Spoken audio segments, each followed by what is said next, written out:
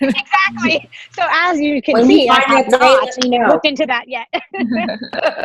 Hey, we should do a seminar on that during Winter Summit, Jen, and that way we know it will get done. That's true. That's an idea. Trying to figure it out together. Mm-hmm. All right, so we're recording now.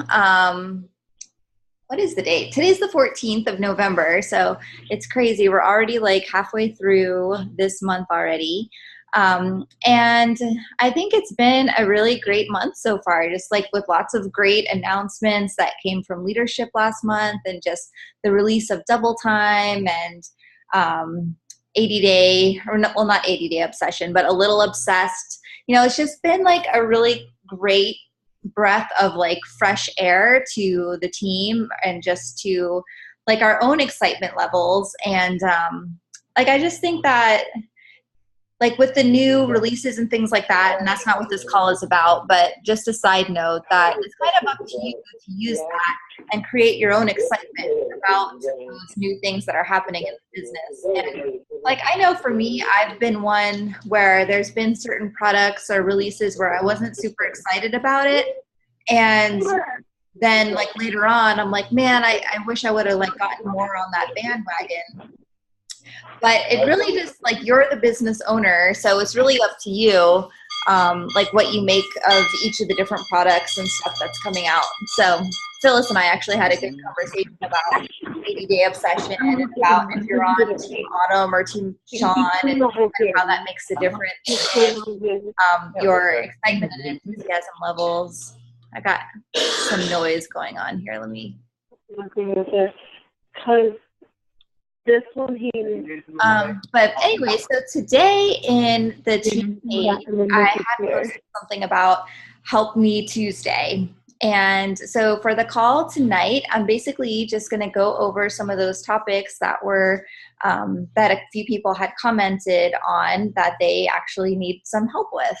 And I actually got the idea of doing this like in another group that I'm in, that's like it's like a group to help you learn how to be like a blogger and stuff.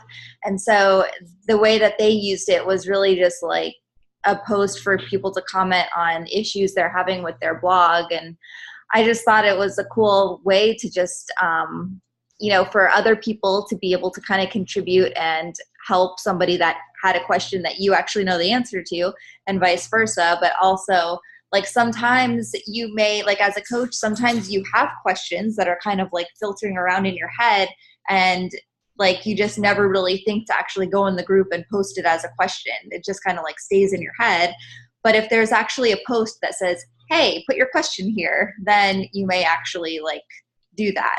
So yeah, so tonight's call is a little easygoing. Just, I don't have like a whole bunch of prepared stuff to tell you. I just thought it would be cool to go through these comments. So Courtney said, in creating my new group this week, I want to do something.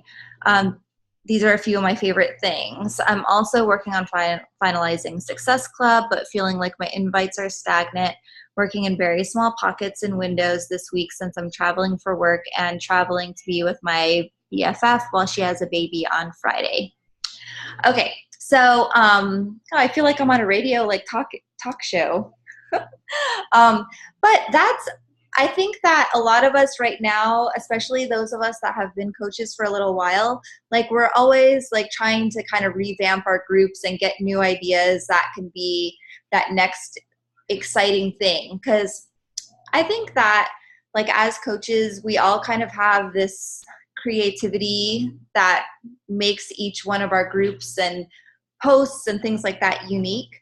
So holidays, like I've seen people come up with some really cool things for holiday groups, like from just doing a regular, like a 21-day fix that starts after Thanksgiving and goes through Christmas because the timing works out really well. I saw that Lindsay Matway, she actually had put a post out about a holiday challenge that she's doing, where it basically is like a challenge group that starts after Thanksgiving and goes until Christmas, and she's doing like a giveaway type thing of her favorite things. And so I thought that was kind of interesting. And I know several of the people, even some of the people that are on the call right now, have kind of really looked into their own niche markets and their own like personalities and stuff to kind of create some new groups. Sarah's done a lot with her coffee obsession and has created a really cool thing with coffee and incorporating Shakeology to creating clean coffee recipes, because a lot of times in the fall and winter, some of the people that aren't even that big of coffee drinkers, they start creeping back out in fall and winter because they want all the Starbucks, you know, like pumpkin spice lattes and white mochas and things like that. You know, people that don't even drink coffee, like they don't even deserve to call themselves a coffee drinker, but they come back out around those times a year and they're always in the Starbucks line. So I thought that was a really cool way to kind of just create a new group and be creative about it and do something that's fun and interesting to you. And then as far as, so I guess really my answer for that is that it doesn't have to be like always the norm. Like it doesn't always have to be fit for fall or fit for the holidays, or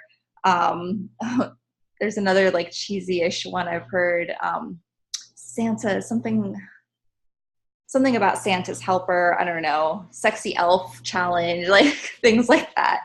That, I don't know, maybe that would be cool actually, but you know, but just kind of think about something that you would be interested in. Like what would catch your eye? What would be something that you would actually be interested in doing? And, you know, go with that and just try and create a group out of that.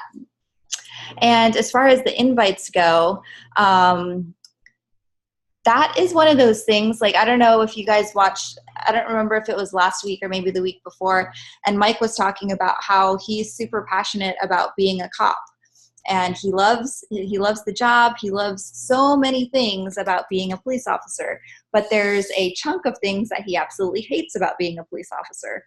And I think that sometimes we look at this business as like, I want to be excited and perky and everything about everything.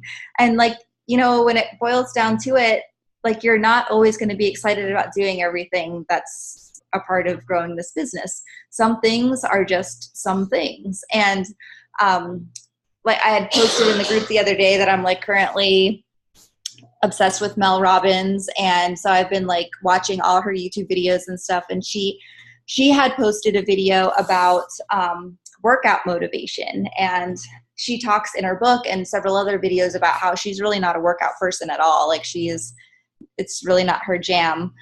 And so somebody was asking her, like, how do you get motivated to work out? And she said, like, I don't get motivated. I never get motivated to work out. I'm never excited to work out. But she just kind of looks at it as the same thing as like the dishes or the laundry. Like nobody's ever excited to do the dishes. Nobody's ever excited to do the laundry. But it's just one of those things you have to do. Like whether you're in the mood to do it, whether you're motivated to do it, whether you're inspired to do it, or whatever like fancy feel-good word that you want to use, the fact of the matter is that you have to get it done. And I know for me that's sometimes I'm not always excited to do my invites. Sometimes, you know, Tanya and I have been like kind of buddying up the past couple months, and she's got to get on my case about doing Team Z and stuff sometimes, you know, so I'm not always excited to do it, but I've got to do it because it's part of my job duties, you know.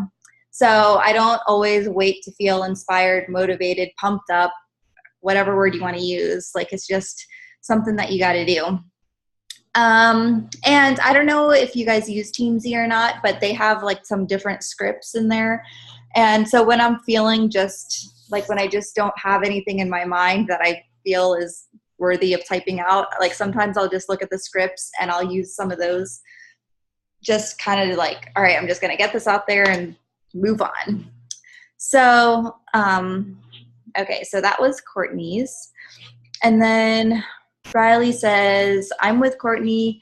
I want to do a group next month focusing on the 12 days of fitness, which that is pretty cool. There's a lot of different ideas you can find on Pinterest about that. I've never done it. And Nina's running one. So yeah, I would say like you're still at a great time of the month. Like it's only November 14th. So it's still a great, like you still have plenty of time to really jump in and like make your own YouTube videos. Like think about, that's one thing that Mike and I have been really working on with our own businesses, as well as like a lot of the coaches that, you know, we do calls with and stuff like that, is like, instead of using other people's content and instead of just using Facebook posts, like let's make your content permanent, like on a YouTube channel or on your blog or wherever. So that way it's your stuff. And if you're going to do 12 days of fitness, like why don't you take this extra time that you have right now and make those videos so that they're already ready to go when you do your challenge in December, which I would assume if it's 12 days of fitness, it would be in December. I don't know. But yeah, so that's something I would challenge you to do. And I know sometimes it sounds like a lot of work and you're like, oh man, nobody really wants to see me doing the workouts, and like it's going to be weird for people to watch me doing squats and stuff. But it's not weird, and it does seem like a lot of work, but once you do the work, then you've got it done. And, you know, like to bring up Sarah's coffee thing again, I know she put a lot of time into that in the beginning, and Tanya, the same thing with her container challenge. She took an entire day and said, all right, I'm going to record all the videos I need for this container challenge. And she just like changed outfits each time so that it looked like it was a new day. And, you know, she just like busted it out. So that's something I would challenge you to do for that. Carissa says, I'm going to be doing my first live event. Oh, live events. Not one of my strong points. But one thing I have learned about live events, both I've done a couple and I have been, like I've attended live events as like a consumer. And most of the time, like people are there for wanting to gather information. Like they're not really there to purchase something on the spot. So like the best advice I could give you is to have some kind of a box that's like really loudly, like something that will catch someone's eye, that they know like, oh, it's a box for me to fill out the form. So like have some kind of a drawing where if they enter their name, email, phone number, then they, you know, win whatever it is. And then you have like captured everyone's information from this event, and you have like a natural way to follow up off the bat of like, hey, you know, we met at the such and such event. You know, did you get a lot out of the event? What was your favorite vendor? Like there's a lot of questions that you can ask from somebody knowing that they attended that event with you. So that's really the only like go-to tip that I have for live events, is just like capturing their information. Because the couple that I've done, I've never actually like sold something to somebody like right there in the moment. And then the other tip that I've seen regarding live events before is having a specific challenge group that you can share about. So like if it is like kind of depending on what the theme of this live event is, like if it's something that's holiday related, have some kind of holiday challenge or some kind of a free challenge that you can have people sign up for, and then let them know that they'll get the invitation to join the Facebook group or whatever it is by email. So then you're like capturing their information, and if you're inviting them to like a free group that's something relating to that theme of the event, then that's a great way to start building that relationship and getting them to know you and see what it's like and see what you have to offer and that kind of thing. Has anyone else done any live events that they have any tips on that? I do, Jen. Oh, go ahead. Oh, sorry, Sarah. I do 2 live events every month. I do one for challenge groups and one about the business. And one thing that I started doing in my challenge groups that have actually gotten more people to communicate about wanting to join is I've been holding up transformation pictures. Very similar to what Scotty Hobbs did in the bombshell call. I don't know if everybody watched that, but how he held up a transformation picture of one of his challengers. That's something that I started doing in a couple of mine when I talk about the challenge groups. And it's getting them to see results from joining one of your groups instead of just talking about your group all the time. Okay, yeah, I like that idea. And then it's just like, it's cool to actually like have something in your hand to be able to show. And I know some people have done like actual little albums too that people can look through. Anyone else on that topic? I've just done like a school event before. And what I'll do is I'll actually make 2 recipes from Fixate that like don't look like rabbit food, so that people get a sense of, hey, these containers aren't just about eating a salad every day. So my general go-to recipes there are the quinoa and black bean salsa salad one and the peanut butter bars. Because then that one looks like dessert and one looks like you could throw in with tacos or whatever. So if I do a live event like that, that's what I typically will. People like food.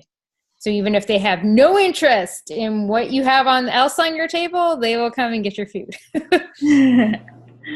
So do you just bring like a large enough serving to like be able to serve like people, or?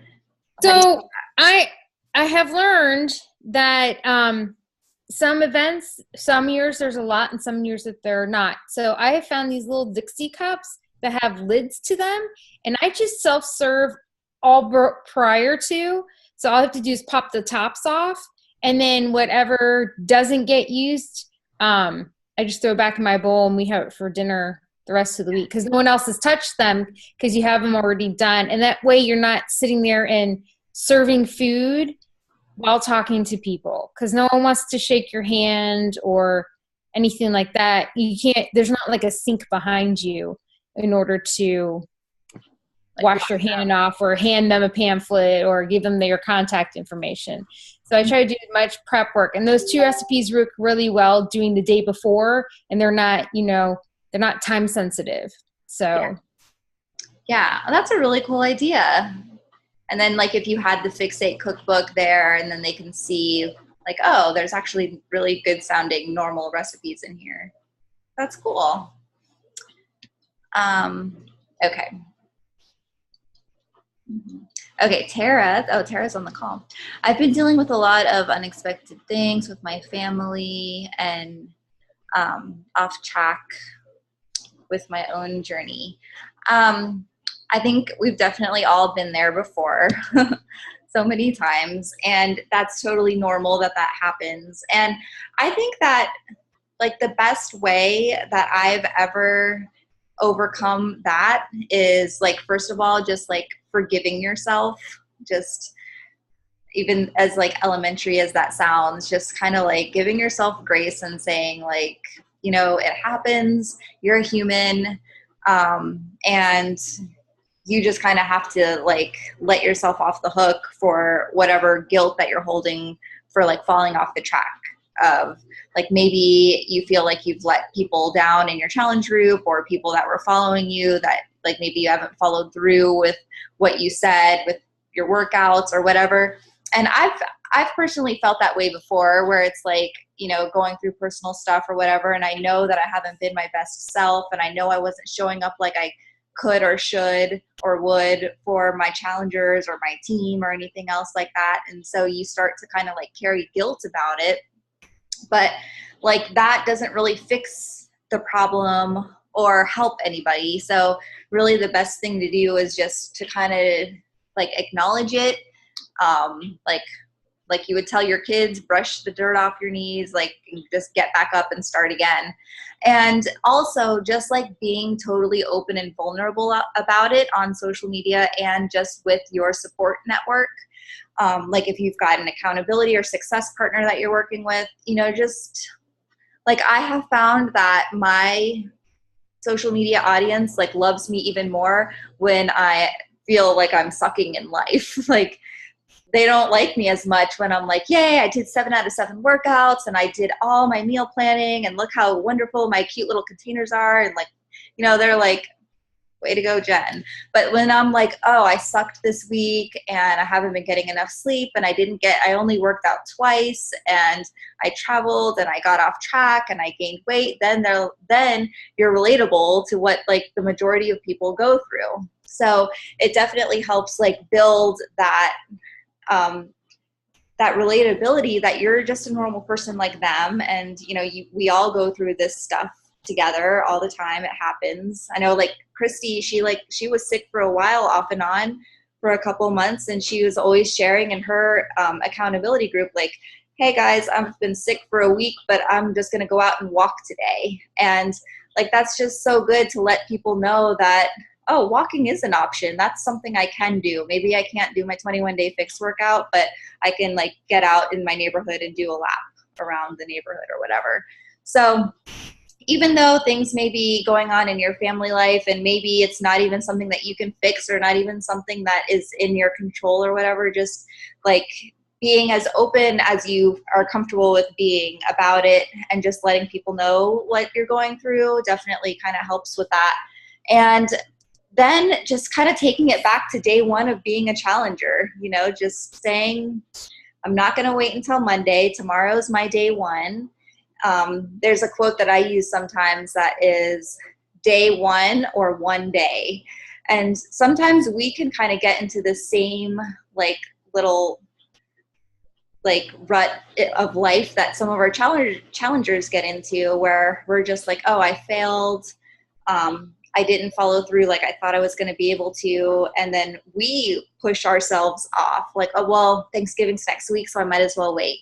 And then, well, I might as well wait because of this or that. And there's always something. So, you know, it's just kind of up to you to just be like, you know what, enough is enough. And like, this is the decision that I'm making. This is the line in the sand. I'm not going to go in self-pity land or go into the mush pot. And, you know, this is what it's going to be. So that's really the only thing that's ever helped me, is when I just kind of be real with myself and try as best as I can to be authentic about what I'm going through with social media land. Does anyone else have any tips on that?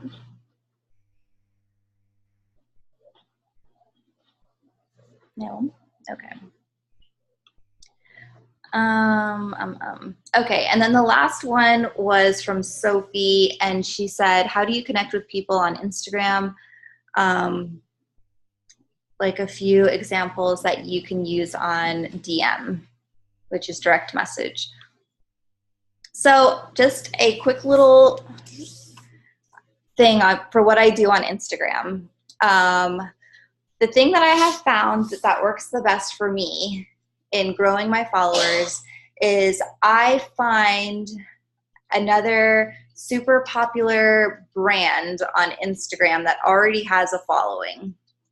So, for example, and this is going to be super generic, but let's say that you are a runner. So if you went to like a popular running brand, like Running Magazine or something, then they have a very popular and active account on Instagram. They have a lot of followers. They have a lot of engagement on every post that they make.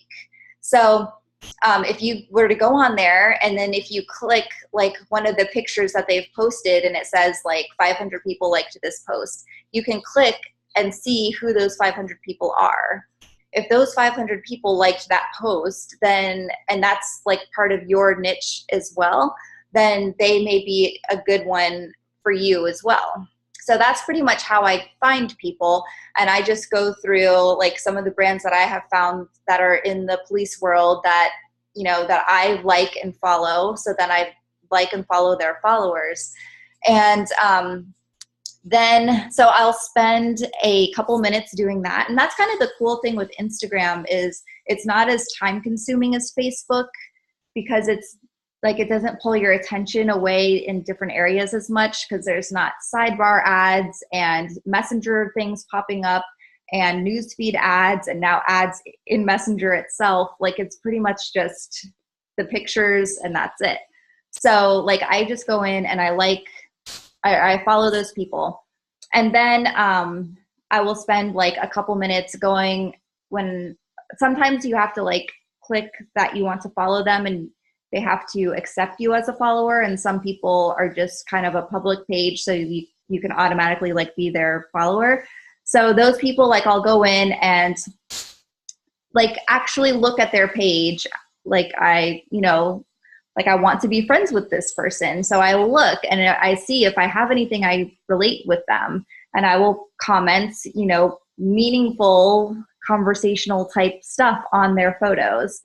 And the reason why that's important is because, like, for me with my Instagram channel, I don't really go and look at the people that have liked my page, but I definitely take notice of people that have commented on my stuff. Sometimes it's a real person, or sometimes it's just like brands that I can tell they're just trying to get followers and stuff. So, you know, so like just liking someone's thing isn't necessarily going to be enough. Like you have to go, you have to comment, and you have to try and build that back and forth conversational stuff. And if you go into Fit Family Network in the videos, there was like 2 or 3 speakers from leadership that spoke directly on Instagram. And there's a lot of social media experts out there that are saying like Instagram is really like one of the big leading social media avenues that you really need to start paying attention to. So definitely go in and watch those trainings on Instagram. Some of them were Instagram stories, which I can't really, like, I'm just starting to dabble in that a little bit. But then as far as direct messaging, I haven't really started, like, I don't really just cold message people on Instagram. Like, I don't just have someone that is now following me or commented on my picture or something, and I don't just go in and say like, hey, how are you? Like, I really only send a direct message if there was engagement that happened in comments on a picture first. Like I wait for a reason to take it to the direct message, if that makes sense. So I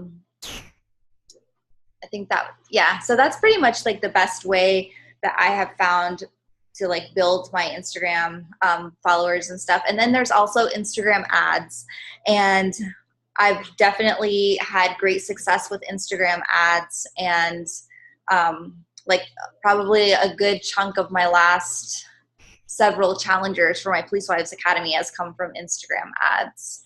So I think that specifically for my niche market with police wives, they hang out a little bit more on Instagram because it offers a little bit more privacy, and that's a big deal in that world.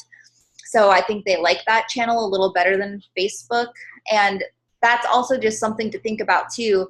Like, just because Instagram is popular doesn't mean it's popular for the people that you're wanting to reach. So, you know, so don't just go jump on that bandwagon just because somebody said Instagram is where it's at. It's got to be where it's at for your person. So just a side note on that.